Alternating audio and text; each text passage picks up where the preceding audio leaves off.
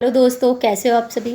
मुझे एक चीज़ कभी समझ में नहीं आती है कि हर वक्त, हर पल, हर क्षण एक औरत ही क्यों अपनी खुशियों का बलिदान देती है, अपनी सपनों का क्यों बलिदान देती है।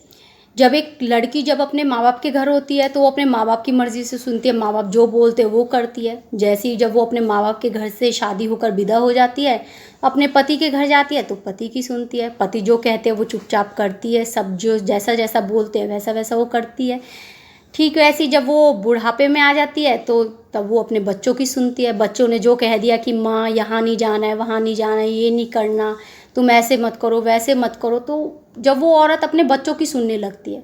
पर एक चीज़ समझ में नहीं आती कि एक औरत की ज़िंदगी अपने बचपन से लेकर अपने बुढ़ापे तक सिर्फ दूसरों की सुनने में ही निकल जाती है। एक औरत अपनी ज़िंदगी खुद कब जीती है।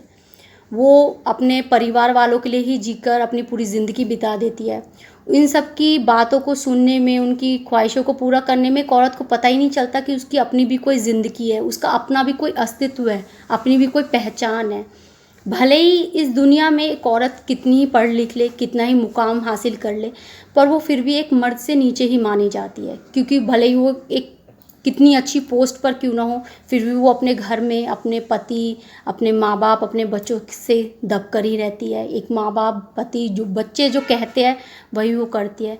क्यों एक औरत को खुलकर जीने का, अपने सपनों को पूरा करने का, खुले आसमान में उड़ने का कोई अधिकार नहीं होता। एक औरत की ज़िंदगी क्या है, एक अपने बाप के घर की दहलीज से जो शुरू होती है, पति के घर के दहलीज पर ही ख़त्म हो जाती है। उसको उड़ने का, अपने सपनों को पूरा करने का कोई अधिकार नहीं होता है, या फिर उसको वो हक नहीं मिला है कि वो खुल के जी सके। उसकी खुशियाँ, उसके सपने एक घर की चार दीवारी में ही हमेशा के लिए बंद होकर रह जाते हैं। क्यों ऐसा क्यों होता है। हमेशा अपनी जिम्मेदारियों को पूरा करने में, घर को संभालने में, पति को देखो, सास ससुर को देखने में, बच्चे को देखने में, बच्चे की परवरिश करने में, सबका ख्याल रखने में उसकी पूरी ज़िंदगी निकल जाती है। इन क्यों कोई औरतों की खुशियों की, उसकी फीलिंग को समझता नहीं है। क्यों? क्योंकि उसकी फीलिंग्स, उसकी खुशियाँ किसी के लिए इम्पोर्टेंट नहीं रखती है, कोई महत्व नहीं रखती है। चाहे वो खुश रहे या दुखी रहे, उसको बस मरते दम तक रहना है। चाहे वो खुश रहे या दुख होकर रहे, उसकी खुशियाँ कभी किसी के लिए इम्पोर्टेंट नहीं रखती है।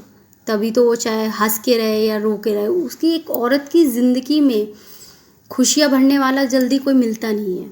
भले ही उसका पति क्यों ना हो, वो भी उसकी खुशियों को इतना नहीं समझ पाता है।